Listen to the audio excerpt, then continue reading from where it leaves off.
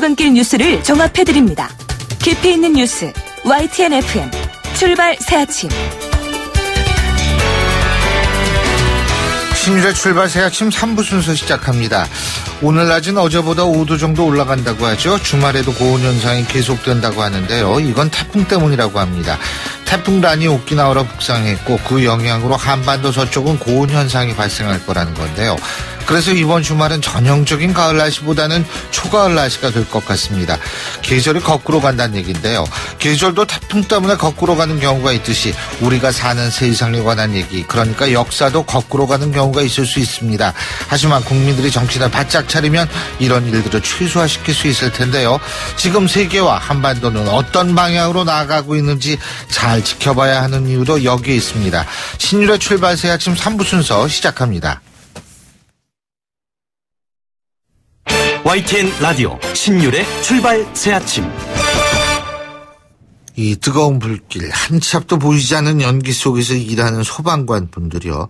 그저 오늘 하루도 큰 사고 없이 넘어가자고 매일 다짐하는 그런 소방관의 말이 떠오르는데요.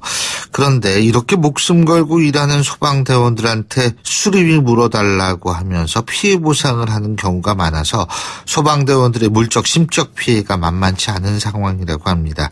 도대체 어떻게 된 영문인지 이 소방관 처우 문제를 개선하기 위해서 소방법 개정안을 대표 발의하신 분이죠. 더불어민주당 윤관석 의원 전화 연결해서 자세한 얘기 들어보겠습니다. 윤 의원님 안녕하십니까? 네, 안녕하십니까. 윤관석입니다. 저도 어제 기사 봤는데 말이에요. 우리 청취자 여러분들도 보신 분들이 있을 텐데 네. 이 벌집 제거해달라는 신고를 받고 소방관이 출동을 했는데 이 벌집 제거하는 과정에서 갑자기 돌풍이 불어가지고 불이 나고 그래서 신고한 사람이 소방관한테 1,000만 원을 보상해달라 요구를 했고 소방관이 할 수 없이 본인의 적금까지 깨서 1,000만 원 보상해줬다 이런 기사 나왔는데요. 그죠? 네, 예, 그렇습니다. 이런 사례들이 많습니까? 예, 안타까운 하나의 사례인데요. 사례가 굉장히 많이 있을 겁니다. 현재 서울 소방본부에서 조사를 좀 했는데요. 그러니까 전국이 아니고 서울에서만 한 겁니다. 예. 서울 기준으로 봤을 때 2015년부터 올해 상반기까지 2년 6개월간 화재 진압 등으로 인한 기물 파손을 사비로 변제하거나 요구받은 경우가 총 54건으로 집계가 됐습니다. 근데 이게 전국적으로 각 지역 소방본부를 조사하면은 훨씬 더 많은 사례로 집계가 될 것 같습니다. 윤 의원님께서 직접 사례를 들어보신 게 있으세요? 예, 일일이 다 소개할 수 없지만 여러 가지 예. 특이한 사례들이 많이 있습니다. 예를 들면 예를 들면은 지난번에 종로에서 예. 발생한 사례도 있는데요. 예. 화재 진압을 하러 들어갔다가 방암 같은 것들이 잠겨져 있을 거 아니겠습니까? 예. 그래서 그런 부분들을 불을 진압하기 위해서 방화문을 잠겼기 때문에 반대로 이렇게 뜯어다닐 수밖에 예. 없는 상태인데 그런 경우에 파손 보상이 바로 따르게 돼 있습니다. 이런 방화문 잠금 장치 파손 보상이 아까 말씀드린 서울 본부에 집계한 54건 중에 가장 많은 43건이 되고요. 또 작년 8월에 종로구 한 아파트 발코니에서 불이 났습니다. 예. 신고받고 출동한 소방관이 불길을 번지는 걸 막는 과정에서 현관문을 파손했는데 이에 대한 변상을 요청받았고요. 또 어떤 사례는 사다리차를 이용해서 위에 층수가 높은 건물일 경우 진입할 때 노후한 방범창이 떨어지는 경우가 있습니다. 예. 여기 그렇게 그래서 떨어져서 이것이 파손되고 차량도 떨어진 방범창에 맞아서 파손되니까 차량 소유주가 변상을 요구하기도 하고 이런 다양한 변상 요구 사례들이 많이 발생을 하고 있습니다. 근데 그게 법적으로 지금 변상이 돼 있나요? 그렇지 않습니다. 지금 제가 소방기본법 개정안을 발의하게 됐던 예. 그런 동기도 이건 작년 9월에 발의를 했는데 현행 응급의료법에서는 선의의 응급의료에 대한 면책 조항이라는 게 있어서 예. 응급처치로 발생하는 재산상의 손해라든가 또 사상에 대한 응급처치 행위자의 민형사상 책임을 감경 면제하는 조항이 있습니다. 이것은 원활한 응급조치를 하기 위해서죠. 예. 소방기본법은 이게 없습니다. 그래서 구조, 구급 등의 소방활동에서 발생하는 재산상의 손해에 대해서 소방공무원 개인이 소송 당사자가 돼서 어려움을 겪는 경우가 많아서 이번 개정안에 소방활동 중 손해에 대해서는 고의 또는 중과실이 없는 경우는 책임을 면하는 면책조항을 넣었습니다. 현재는 그 국가가 구조에 대한 것들에 대해서는 배상을 할 책임이 있지만 화재 현장에서 발생하는 부분에 대해서는 보험이 되어 있지 않기 때문에 소방관 개인이 책임지게 되어 있습니다. 아니, 예를 들면 우리가 그 소방관 분들이 그 화재 현장에서 불 끄다가 이 목숨을 잃고 돌아가시는 경우도 많이 보지 않습니까? 그죠? 예, 지난 5년간 21명이 순직을 했고요. 그렇죠. 1725명이 공상을 입었습니다. 아니, 그렇게 그 자신의 목숨을 걸고 일을 하는데 그 과정에서 이 자산상의 손실을 봤다고 소송을 건다. 이게 사실 상식적으로 선뜻 가기는 좀 힘든 분들도 많을 것 같거든요. 예? 예, 그렇습니다. 그게 이제 아까 소개드린 이제 응급의료법과의 차이가 있는 거고 아주 고의로 예를 들어서 했다든가 또는 아주 중대한 과실로 판단을 잘못했다든가 또는 하지 않아도 될 것을 과도하게 해서 이런 부분들을 제한 나머지 부분에 대해서는 배상에 대해서 면책을 놓는 것이 맞다고 생각해서 개정안을 발의하게 된 건데요. 예. 현재는 이게 안 돼 있습니다. 특히 화재 현장에 대해서. 제가 좀 궁금한 게요. 아까 방화문 뜯는 거 그거 말씀하셨잖아요. 네네. 근데 원래 방화문은 그렇게 잠궈두면 안 되는 거 아니에요? 방화문 잠궈둬야 되나요? 방화문은 그 지침에 의하면 이제 열어놓고 왔다 갔다 비상문 같은 경우는 열어놓는데요. 예. 방화문 같은 게 아마 그렇게 특별하게 열어야 된다는 조항이 있지 않을 겁니다. 비상문하고 좀 다른 개념. 그렇군요. 그러면은 그 방화문 그렇게 뜯어가지고서 이 주로 이 배상을 해줘야 된다 이렇게 되면은 이 소방관들이 들어갈 수 있는 방법이 또 마땅치가 않을 것 같아요. 예? 어떻게 그렇죠. 들어가라는 방화문을 깨서라도 강제로도 열어서 안에 화재를 통로가 그거밖에 없으니까. 그런 순간적인 총각을 다투는 상황이 되면 당연히 이제 방화문을 강제로 해도 파손을 시켜서도 열어서 화재를 진압하는 게 맞는 행동 아니겠습니까? 글쎄요. 그걸 갖다가 이제 멈칫해서 안 하게 됐을 때 오히려 화재가 더 크게 번져서 인명까지 사상을 나오게 돼서는 안 되기 때문에. 근데 이 부분에 대해서의 배상 책임에 대해서 국가가 지거나 이런 것을 명확히 하고 아니면 소방관 개인에 대해서 면책이 있고 이렇게 정해져 있지 않다 보니까. 현재 그거에 대한 배상이 들어오고 있는 거죠. 아니, 지금 소방관들 같은 경우에 그러면은 이게 본인이 다 사비로 물어야 된다면은 말이에요. 예? 이거 네네. 결국은 소방관들이 합의해달라고 본인 직접 가가지고 아무래도 액수는 조정해야 될 테니까요. 그죠? 이건 본인들이 또 알아서 해야 되는 거예요? 예, 일단 소방 활동에 대한 배상 책임 원칙은 국가가 배상을 하는 겁니다. 하지만 지금 현재는 구조 구급에 대해서는 일부 시도가 가입한 배상 책임 보험으로 보상을 하고 있습니다. 하지만 구조 구급 외에 화재 있지 않습니까? 지금 글쎄요. 저희가 얘기하고 있는 화재는 보험 가입이 아예 안 되기 때문에 국가가 보상해야 될 건가 말아야 될 건가 여부를 법정에서 가리게 돼 있습니다. 그래서 국가 배상에 대한 입증이 되면은 국가가 배상을 해준 거고 그것이 아닐 경우는 개인이 이제 배상을 해야 되는. 과정에서 합의를 봐야 될 거 아니에요.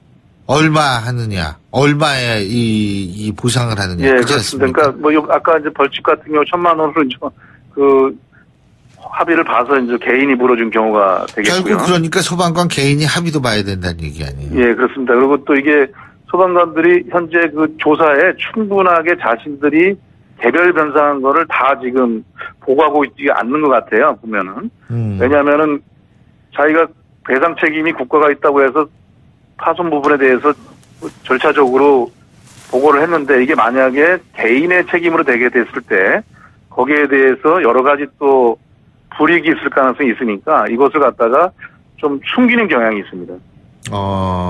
숨기기까지 한다.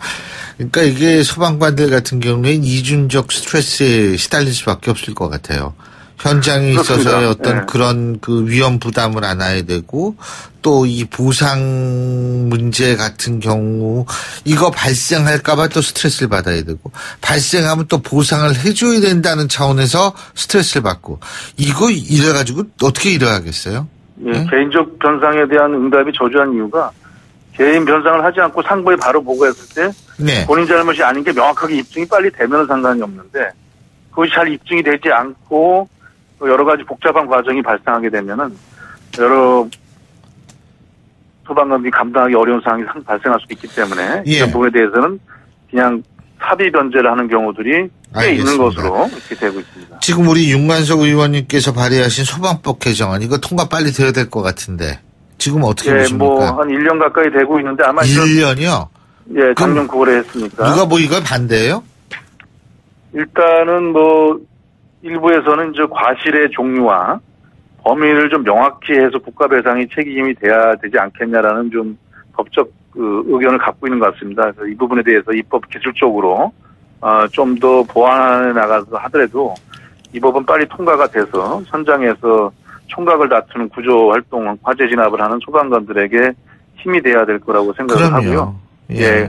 아무래도 각자가 강조하는 여러 가지 법안이 있다 보니까 그랬던 것 같은데 이번에 언론에서 많이 이 문제를 다루시는 만큼 올 정기 국회 연내에 통과시킬 수 있도록 최선을 다하겠습니다. 아니 소방관 분들이 장갑도 자비로 사고 말이에요. 이런 경우 많은 거 아시죠? 예? 네네. 장비도 지금 제대로 노후화돼가지고 제대로 이거 본인의 안전을 스스로 지켜야 되는 상황인데 거기다가 보상까지 해줘야 된다? 야, 이건 진짜 말이 안 되는 얘기입니다. 네? 그러니까 이거 하루빨리 좀 통과가 돼야 되겠네요. 예? 예, 그렇습니다. 예, 알겠습니다. 저희가 또 계속 이런 문제는 계속 문제 제기를 해야 되니까요. 예. 예, 많이 좀 다뤄주시기 바랍니다. 예. 오늘 말씀 잘 들었습니다. 고맙습니다. 예, 감사합니다. 예, 지금까지 더불어민주당 윤관석 의원이었고요. 신율의 출발 새 아침 3부 순서 여기서 줄입니다. 잠시 뒤 4부에서 뵙겠습니다. 날카로운 분석, 내일을 보는 시선, 신율의 출발 새 아침. 신율의 출발 새 아침 4부 순서 먼저 광고부터 듣겠습니다. YTN 라디오 신율의 출발 새 아침. 예, 목요일 아침입니다. 8시 31분 16초 지나고 있는데요. 자, 오늘 아침에 교통 상황 알아봐야겠죠? 김정윤 캐스터. 네, 출발 새 아침 교통정보입니다. 오늘 아침 유난히 사고 소식이 많은데요. 이번에도 올림픽대로 공항 쪽에 사고가 또 발생을 했습니다. 동작대교 조금 지난 지점 1차로에서 승용차 추돌 사고가 발생을 했는데요. 이 뒤쪽으로 잠실대교 이전부터 교통량이 워낙 많기 때문에 밀리고 있는 상황에서 이 사고까지 발생을 하면서 정체가 더 심해지고 있는 상황이고요. 반대편 하남 쪽으로 가는 길 행주대교에서 가양대교, 여의교부터 한강대교, 다시 한남대교부터 성수대교까지는 정체 서행을 반복합니다. 강변북로 구리 쪽으로도 가양대교에서 동작대교까지 쭉 밀리고 있고요. 일산 쪽으로 가는 길은 청담대교 부근부터 한강대교까지 시속 30km 안팎입니다. 분당 수서로에도 사고가 발생을 했습니다. 도심 가는 길이고요. 수서 부근 2차로에서 추돌 사고가 발생을 했는데요. 복정 이전부터 밀리기 시작해서 사고 지점을 지나 탄천 1교까지 쭉 밀리고 있는 상황이고요. 이어지는 청담대교도 북단에서 남단 쪽으로 정체입니다. 강북에서 강남으로 가는 길 한남대로 한남일 고가차도에서 이 고가차도까지 제속도를 내지 못합니다. 출발 새 아침 교통정보였습니다.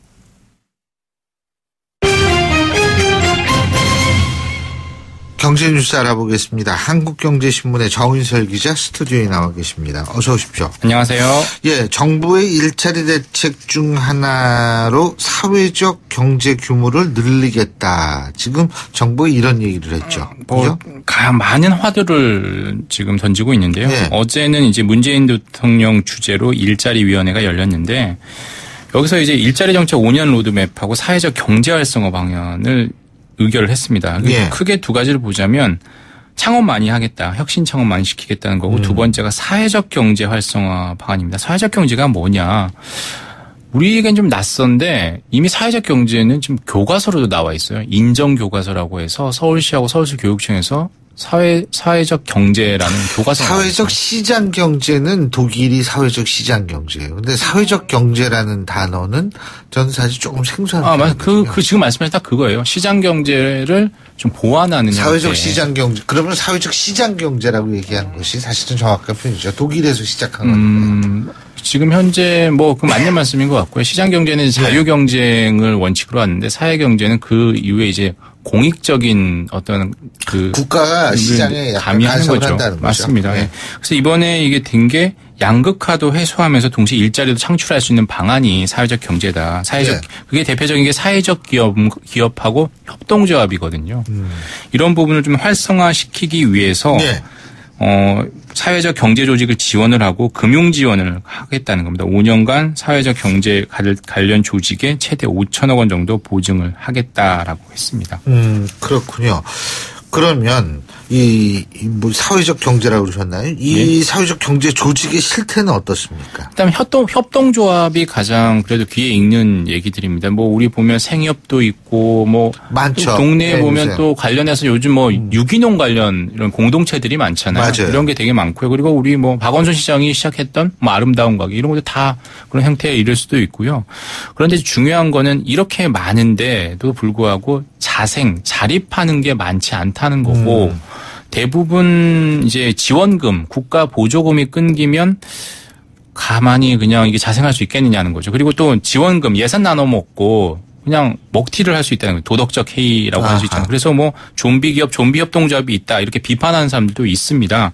2012년에 협동조합 기본법이 제정이 됐지만 아직까지도 자생력이 있는 협동조합 내지는 사회적 기업은 많이 생기는데 그것도 대부분 보면 규모가 좀 영세한 편이죠. 그래서 그리고 이제 기획재정부가 이제 담당 부처인데 이 협동조합 같은 경우 보면도 이게 파악이 안 됩니다. 얼마가 어떻게 돼 있는지 통계도 불분명하다라는 거고요. 그래서 대부분 이제 전문가들이 보는 건 상당수가 개점 휴업이고 예산이 좀 많을 때 확 생겼다가 예산이 없으면 확 사라지는 그런 형태가 되고 있는 건 사실인 것 같습니다. 예. 자, 그리고 초과 근무를 저축해서 휴가로 쓸 수 있게 하는 방안도 추진된다. 이런 얘기가 있죠. 그러니까 놀 때 한꺼번에 놀겠다 맞습니다. 이거죠. 이것도 독일 방안 중에 하나인데요. 이 사회적 경제는 어제 문재인 대통령이 얘기했던 대로 착한 경제 부분이고 이 휴가 내지는 뭐 초과 근무 저축 휴가제 이런 거 같은 경우에는 쉼이 있는 삶, 저녁이 있는 삶 이런 얘기를 하는 거예요.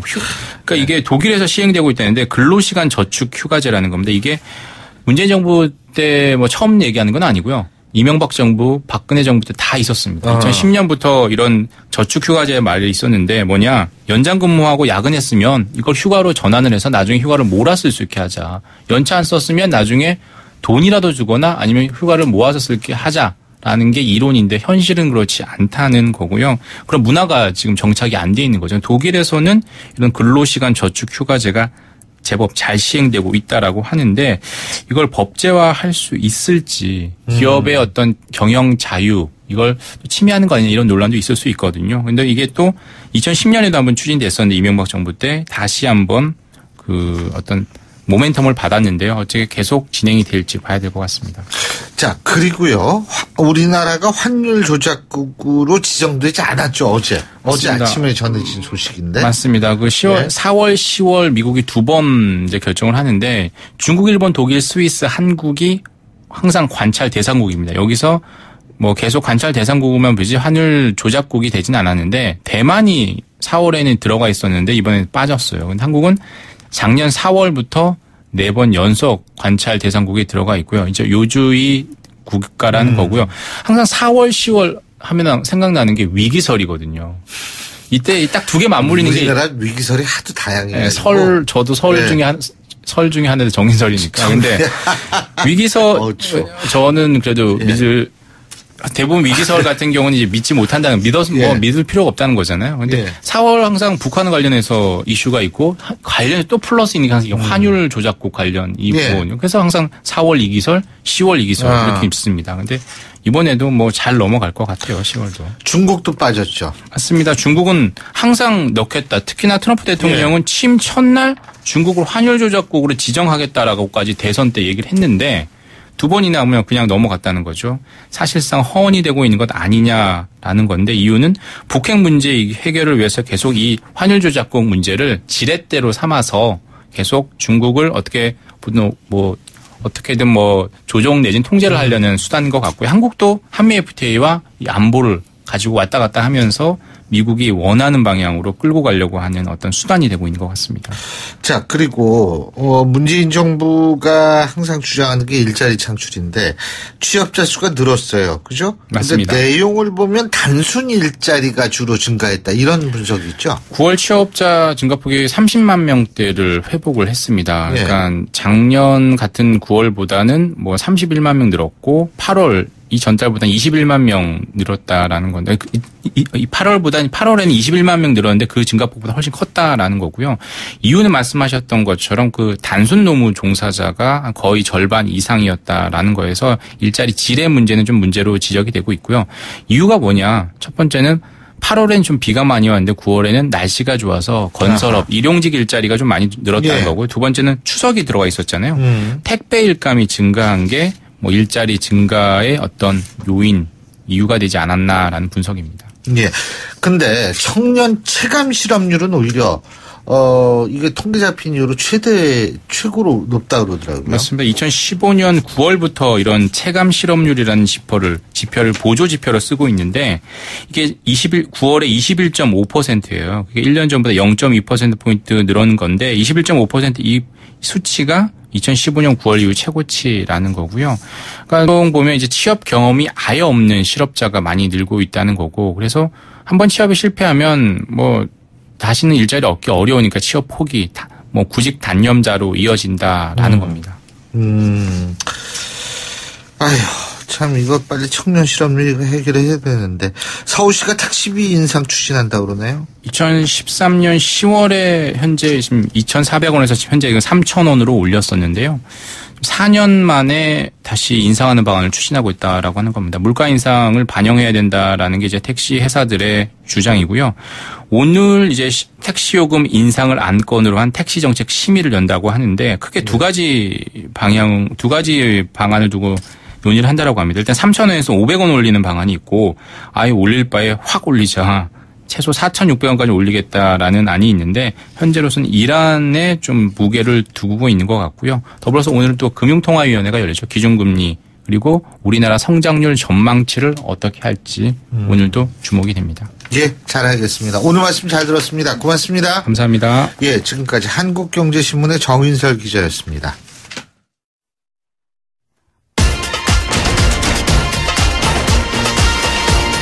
여러분이 지금 듣고 계신 주파수는 FM 94.5MHz입니다. YTN 뉴스 FM.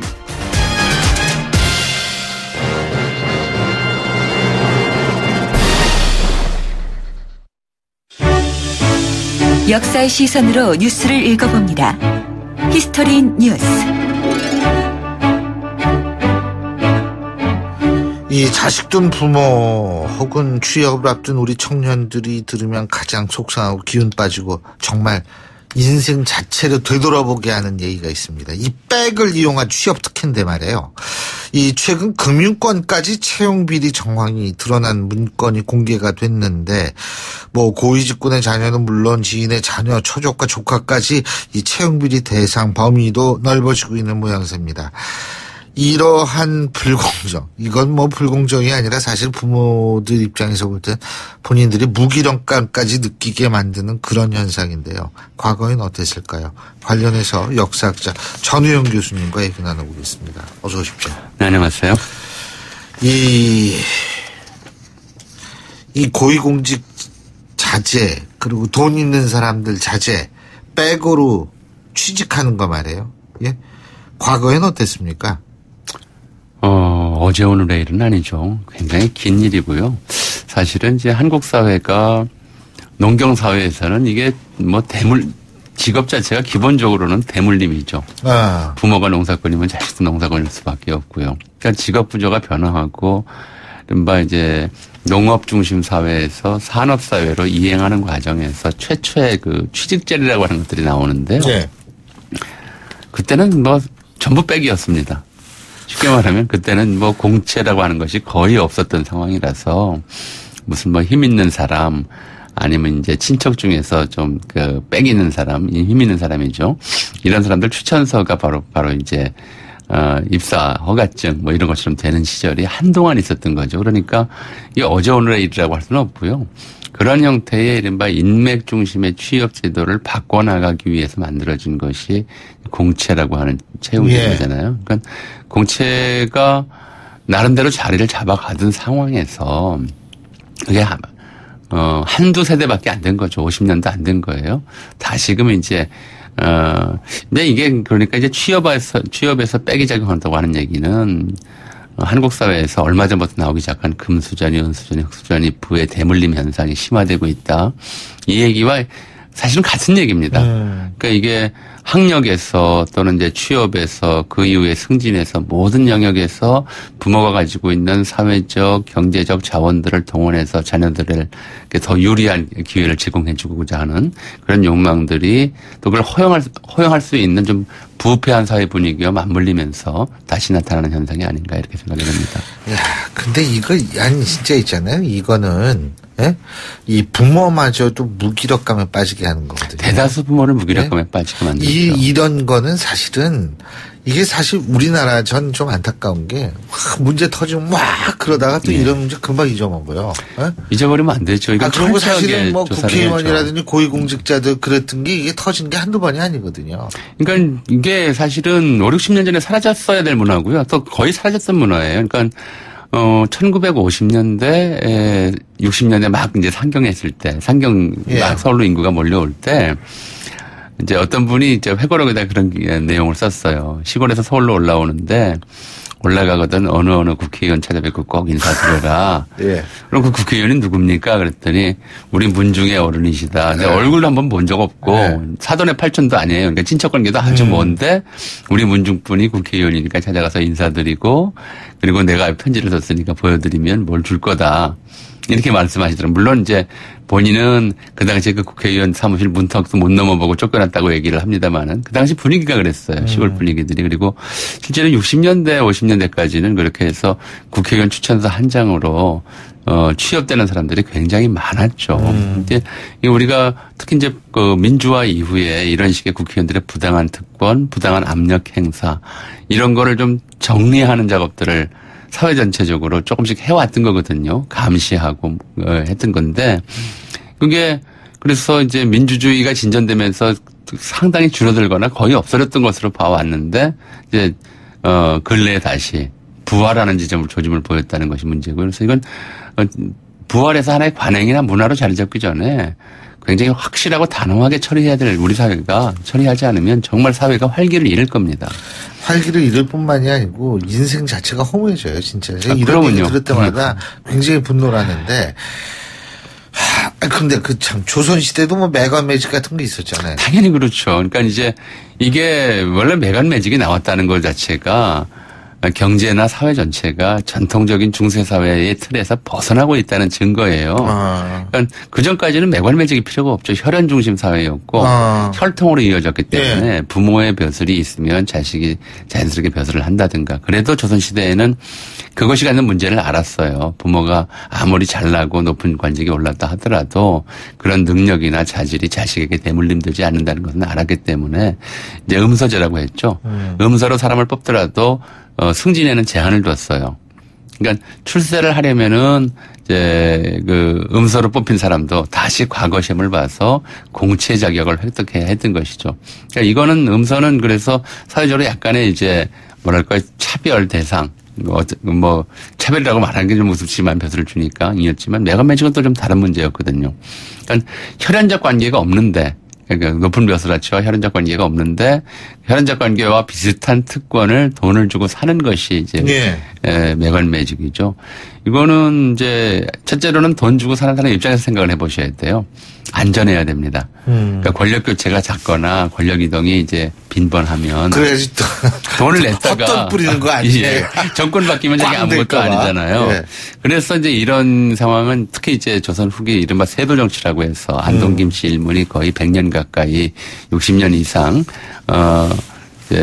이제 가문이죠. 가문 독재 가깝게 장기 집권을 하는 동안에 굉장히 이제 일반화됐죠. 정권이 바뀌지는 않을 것이라는 자신감, 또 안심 이런 것 때문에 이제 쉽게 접근을 해서는 뭐 여러 가지 형태로 이제 관직을 얻기 위해서 로비를 하는데 뭐 뇌물만 있었던 건 아니에요. 땅을 바치기도 하고 보물 같은 것들, 돈이나 아니면 뭐 도자기나 아니면 뭐 비단 같은 걸 바치기도 하고 현물을 바치는 경우도 있고요.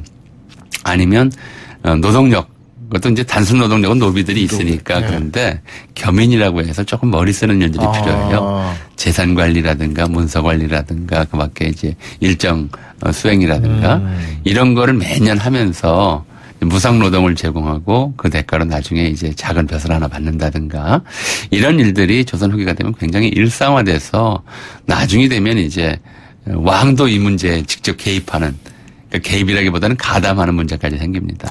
근데 교수님, 돈 많은 사람들이니까 돈을 갖다 줄 거 아니에요. 그 사람들이 근데 뭐예요? 양반 중에서 돈 많이 버는 사람들이니까. 그러니까 이제 몇 가지 방식이 있어요. 일단 양반이 아닌 사람들이 일단 양반 자격을 따기 위한 것으로서는 공명첩이라는 게 있었어요. 국가 재정이 어려우니까 국가 재정에 요즘에 이제 대학에서 기부 입학제 요구하는 것과 비슷해요. 국가가 이제 국가에 대해서 어느 정도 헌납을 하면 실제의 직함을 주는 것은 아니고 직함을 얻을 수 있는 이제 직함 이름만 줘요. 이름만. 그러니까 직함 이름만 주고 실직은 안 주고. 그건 어디다 쓰냐면 당시에는 이제 신분 사회였고 또 죽었을 때 족보에 이름 올리거나 묘비명에 새기는 게 중요하니까 묘비에 글자를 새길 수가 있어요. 그리고 이제 그 후손은 실제로 아버지가 양반은 아니었지만 어쨌든 국가에서 판 공명첩이니까요. 양반의 후손으로 행세하면서 과거 시험 응시 자격을 가질 수가 있는 것이죠. 그러니까 돈 많은 서민들이 이제 공명첩을 사서 양반이 되는 경우가 있고요. 그렇게 양반이 됐든가 아니면 양반으로서 과거 시험 응시 자격은 내외조, 그러니까 친가 쪽하고 외가 쪽으로 4대 이내의 벼슬아치가 있어야 돼요. 그래서 이런 원래는 현관이었었는데, 그러니까 실제로 공명첩이 아니라 실제로 벼슬한 사람이 있어야 할 것이었는데, 조선 후기 되면은 이게 좀 문란해져서, 그냥 그렇게 해서 이제 과거 시험에 응시 자격을 얻는 경우들이 생기는 것이죠. 그리고 응시 자격은 있는데, 당연히 공부를 못했거나 안 했으니까, 이제 그거를 이제 돈으로 떼어야 되는데, 요것도 또 그래요. 그러니까 워낙 혈연 중심 사회가 갖는 여러 가지, 지금 우리나라에서 이제 가족 관계를 중심으로 자식한테 대물림 하는 것이 문제가 심각해질 소지가 있는 이유는요. 이게 혈연을 매개로 하고 있다는 거거든요. 이게 되면 이제 한 사람만 좀 벼슬을 해도 일가 친척이 다 덕을 볼 수 있다는 생각이 사회에 퍼지는 거죠. 그러니까 이 사람이 개인 돈이라든가 이것만 가지고 벼슬을 사는 게 아니에요. 친척들 돈을 다 긁어 모아서 엄청난 돈을 만들어서는 자기들 수준에서는 그걸로 이제 벼슬을 사면 지방관 임기 2년, 3년 이내에 원금을 뽑아야 돼요. 그렇겠죠. 투자니까요. 원금을 뽑아야 됩니다. 그러니 당연히 지방에서는 엄청난 부정부패, 비리, 착취 이런 것들이 만연할 수밖에 없는 것이고요.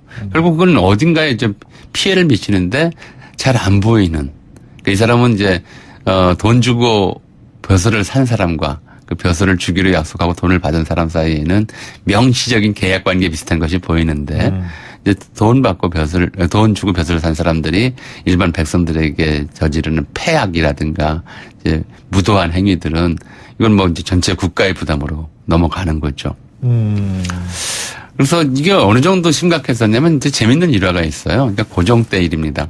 고종은 이 문제를 굉장히 심각하게 봤어요. 그런데 매관 매직 부정부패 이거를 일소하겠다는 것이 아니라 백성을 갈취한 돈을 사사로이 자기들끼리 가져다 나눠 쓰는 건 이거는 말도 안 된다고 생각을 하는 쪽이었던 것 같아요. 그래서 어차피 백성들을 갈취하는 바에는 그거는 국가가 징수해야지 왜 니들이 개인적으로 갖느냐.